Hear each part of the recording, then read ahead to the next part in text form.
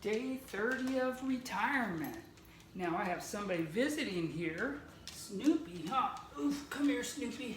I've had you the longest, huh? This is Snoopy, aka Pup Pup. Wasn't planning on having you on my lap for this, but since you're visiting, uh-oh, now we got Rex visiting, and he's gonna be jealous because Snoopy's on my lap. So I've been retired almost a month now, which is really hard to believe.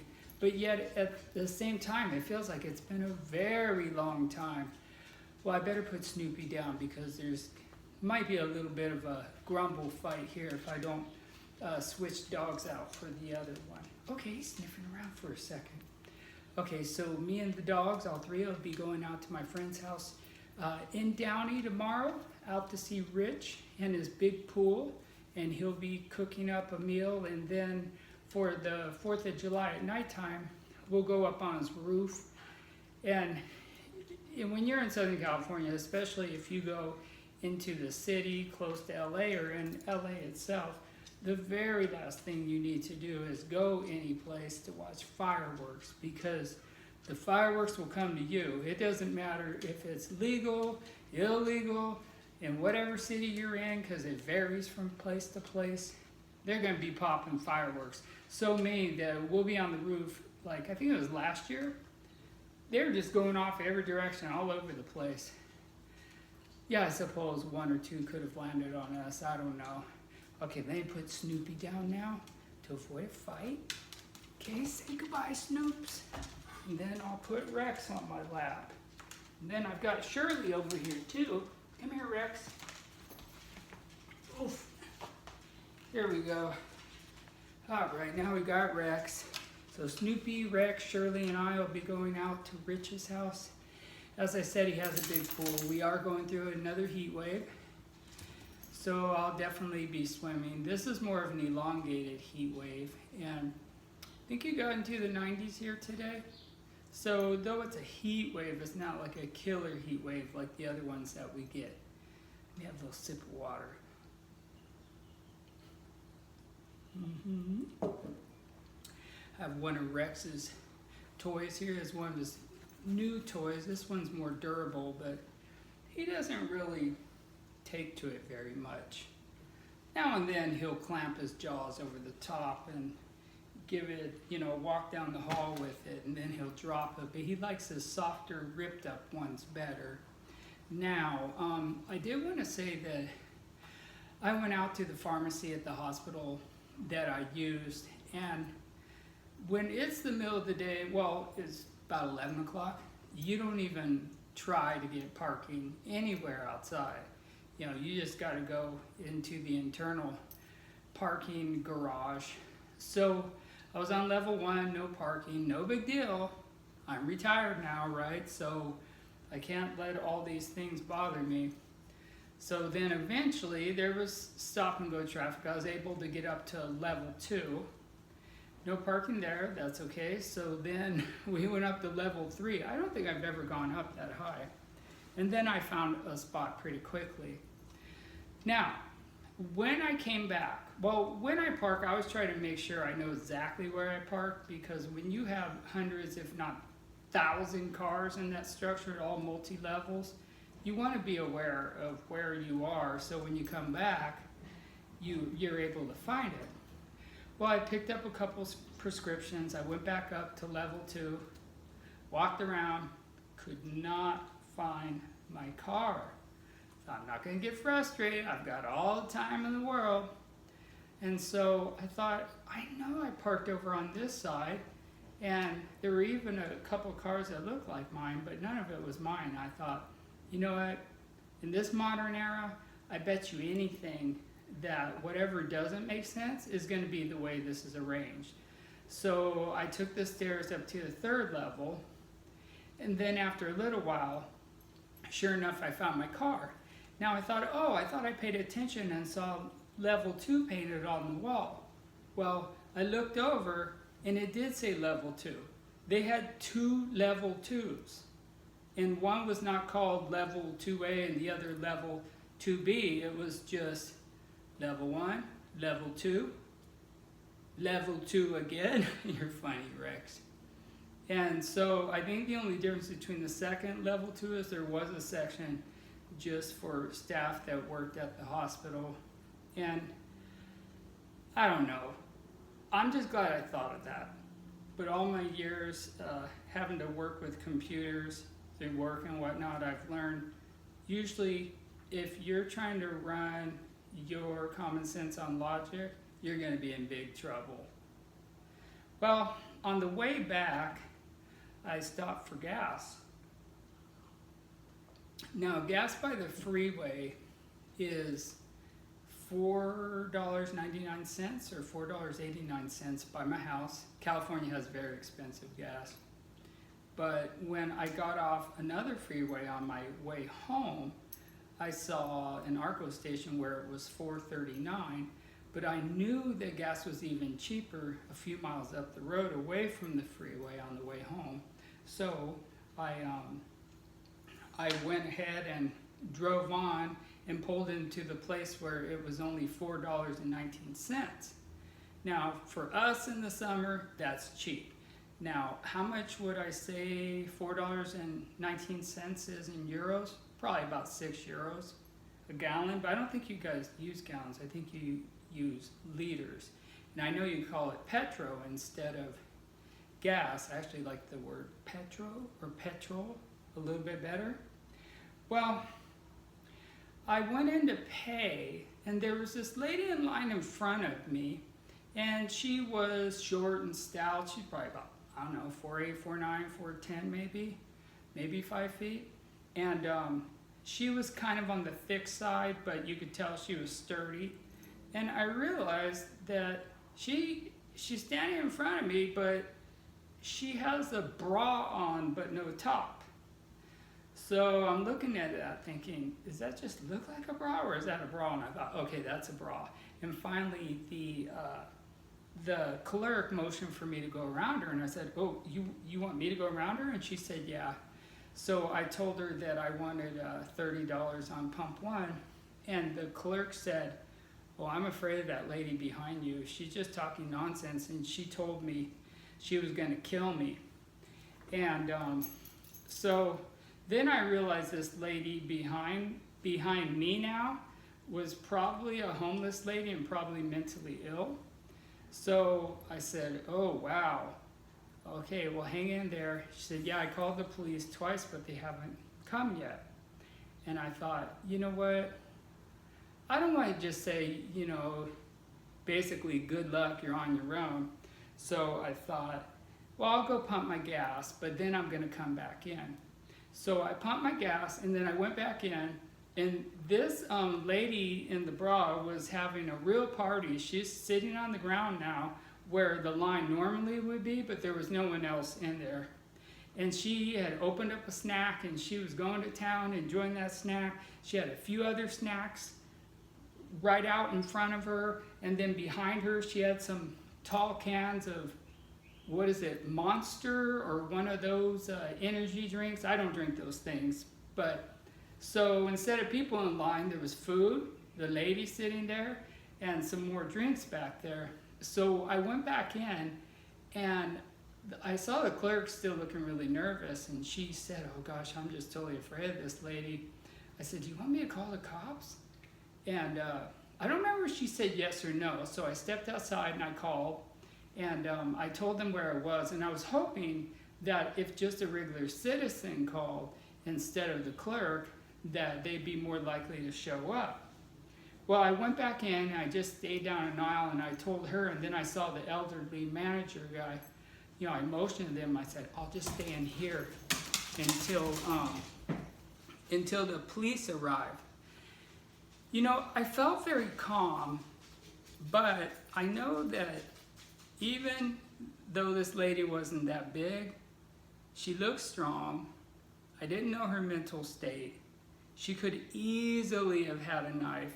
And I'm actually more afraid of knives than I am of guns, unless it's like a machine gun, because, well, with the knife, in self-defense, they say, you know, if someone pulls a knife out, you run. You know, you're more likely to die from a knife stab than a bullet wound, depending on where they get you. So I thought, I might be in a little bit of danger here, but I can't just leave this clerk and this elderly man. So I was pretty calm. And then the lady sitting on the ground enjoying her snacks, she like looked up at me for a second, and but I just act like, you know, I was just shopping for stuff. Well, then I saw one or two people were starting to come in, and I thought, and one guy came in, almost knocked down one of her monster drinks. And so I went outside, and as people came in, I told them the situation inside and how they probably didn't want to be going in there, to be facing all that. So people still went in, except I think one lady didn't. And then I saw the cops arrive. And so once the police parked, then another lady who I think was also homeless came up and said, oh, she's harmless, she doesn't mean any harm. But when you're threatening someone's life, and she's walking around the store and she seemed disturbed, and then, well, she seemed fine sitting down eating her snacks, I was actually kind of jealous. I'm like, I wish I could just rip open some food and eat it and be that relaxed. But you know, we run into those kinds of things in Southern California, and it goes back to the time when Ronald Reagan, I think it goes all the way back to the time when he was governor of California, and basically he opened the mental hospitals and let the people out who wanted to leave. Problem is, our crime has gone up because a lot of these people that are homeless are quite dangerous and unpredictable. So this is not my first time running into someone who either scared me or else made me be extra cautious.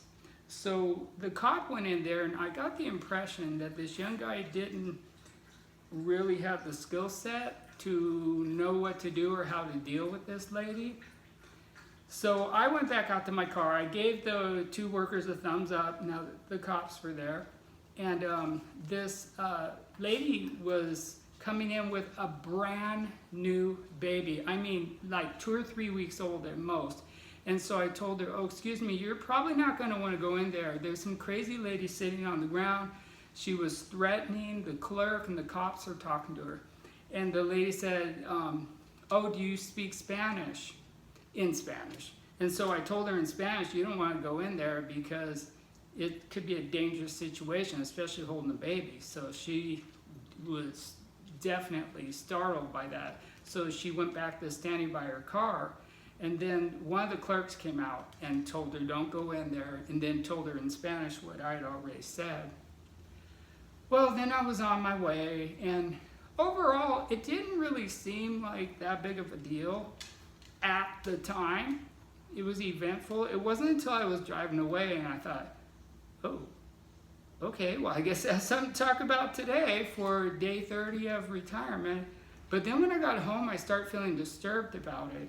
And that's kind of typical of me when I'm in a highly stressful situation like that. If you live in Southern California, if you live in America, our crime rate is 10 times higher when compared to Europe as a whole. And I have been a victim of crime before, and you know, even violent crime. So you learn how to deal with those things. You learn, and I've found that what happens to me now in a situation like that is I don't panic. I actually feel really calm. But it's only later when you leave, like when I got home, that's when, you know, then those bad feelings start coming up, and just like, you know, the possibilities of what could have happened. Now, nothing really happened. Thank God that, you know, me and that clerk told that lady, don't go in there with your brand new baby. So that could have been a real crisis averted. I don't know how that turned out. Okay, here's Snoopy over there scratching away. So I did want to go segue on a lighter note, and that is I finally bought a brand new charger. Why don't I hold this? I'm not very good with using this microphone. Hopefully it's working the way it should. Took me forever, but like I said in other posts, I didn't want to burn my house down. So I went over and I bought a brand new charger and took the other one and threw it into the recycling bin. Now, I'm not very good with technology. That's no surprise. But I did not realize that you have to buy the individual components of a charger. That one part is just the wire, and then you have to buy a plug to attach to the wire. Well, when I got home, I realized I could have just pulled the plug off the other one. There was no problem with that part of it. And I thought, great, I just wasted some money. But then when my brother gave me this microphone, I realized this microphone did not have a proper plug. So it turned out that it was a good thing that I did buy a brand new charger with the wire and the plug, because I was able to use the plug on this microphone here. So that's good. Even though I'm not that serious about trying to really get a job at this point, I did start working on my resume today. And boy, times have changed, because the last time I needed to do a resume was back in the 90s. That's how long I worked at my current job.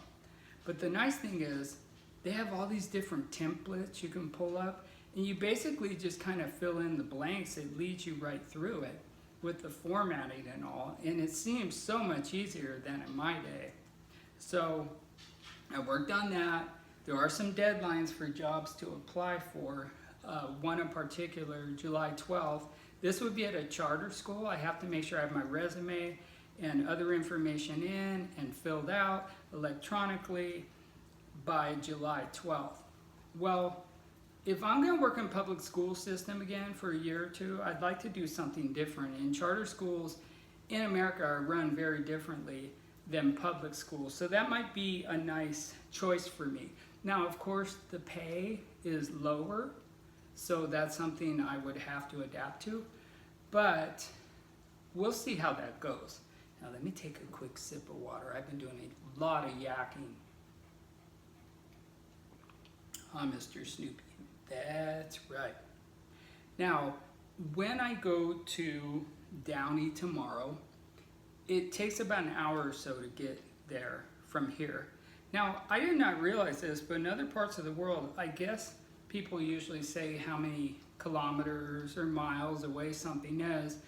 But in America, especially on the West Coast or any large metropolitan area, we tell you how long it takes in terms of, well, we tell you it in terms of minutes or hours, because it all depends on the rush of traffic. The quickest I've gotten out to Downey is roughly a little under 40 minutes, but it's not unusual for it to go 70 minutes. It can be up to 2 hours to get there, but I'm hoping with it being the 4th of July in America, which is our National Independence Day, that all the traffic went out to the desert, or went out to Las Vegas, or went down to Tijuana, Mexico, or went out to Ensenada, Mexico. And so because I'll be going against traffic on a holiday, it should be light for me. And then the dogs and I will stay out there a couple of days. And then when I leave, let's see, I guess it'll be the weekend, so it shouldn't be that bad. Now, I'll definitely bring my swim trunks. And I did want to say that I will pack tonight, because the dogs, I don't know how they know, they always know when we're gonna go on a little road trip, and they get way too excited. So I'll do my packing tonight, and then subtly, hopefully, put my suitcase in my trunk out in the garage, and they won't even know. And then tomorrow I'll just act like everything's normal. In the morning, I'll get up, I'll water all my yards, I'll saturate them, because so much of our vegetation is getting bone dry out here, and I don't want all the fireworks to burn down my yards or my house while I'm gone. And then I'll let the dogs know we're going on a little road trip, and then they'll go crazy, and I won't have to deal with it for an hour and a half. One thing I'd like to do while I'm out there, and this I want to say, in closing is we have something called grunion here, and sometimes during the year you can go to the beach and see all the grunion fish come up out of the ocean, and they go on the wet sand and dance around. Now, it's something I've never actually seen. I've only heard about it. But I know that happens this time of year, so I'm gonna see if my friend wants to go down. Maybe we can go down to Long Beach and go to the shore there and see the grunion doing all their dancing and everything. I've been hearing about the grunion runs since I was a teenager. Now, I've lived in Southern California my whole life, so I've always wanted to go see that at night and see what that's all about. So that's one thing I'd like to do while we're out. Plus, my friend is making what's called a dump cake, and so he's going to take cherry filling, and then hopefully, I think it's a white cake, and then we could do some kind of frosting with blueberries, so we could have the red, white, and blue. Then he's good with cooking too. Now, one type of cooking out here that's popular in the Los Angeles area, which Downey is part of, is Cuban cooking. He lives next door to a big Cuban family, and they like to saturate their chicken sometimes in garlic and cook it up. And that sounds really good. So Rich is just like my younger brother, Garrick, who they know how to cook. So when they cook up a meal, you know it's going to be good. Now, my younger brother, he went on out to Colorado. So he's seeing a friend and business partner out there, and he'll be out there for a few days. And I think it's called Grand Junction. I went through that city once, I think, when I was 20, and maybe again when I was 21, I'm not sure. I don't really have a memory of it though. But so he's going to be out there. He'll be celebrating the 4th there. And it's kind of a small town, and it's really close to the Colorado River, or right on it. So I'm really interested to see the footage that he films and sends back. Now, I'm going to end this now, and I hope you guys have a wonderful day, morning, lunch, or evening. And in America, happy 4th of July, and then the rest of you, the weekend's coming up. I hope it goes really well for you. And I will see you tomorrow. Now let me go turn this off and finish up the rest of my water here in Bone Dry, California.